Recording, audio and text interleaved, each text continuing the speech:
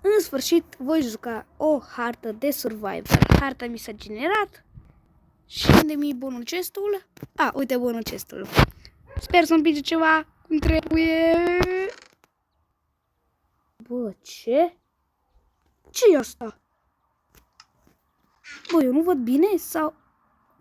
Chestul se cu diamante. Bă, stați un pic, să văd încă o dată. Bă, să nu iese adevărat, nu e așa? Bă, Adi, am buit Minecraft-ul sau ce s-a întâmplat? Deci, tu uitați-vă, nu e un vis. Bă, e un vis ăsta cumva? N-are cum. Deci e imposibil că... Și de ce m-am spawnat pe un biome de zăpadă? Pe munte? Și... What? Ce-s cu toate aceste diamante?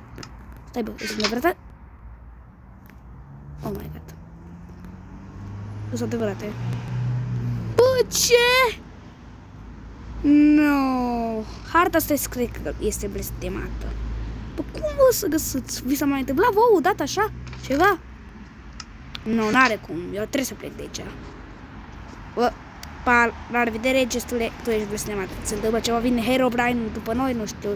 Ceva clar se întâmplă. Hai, la revedere, pa, pa.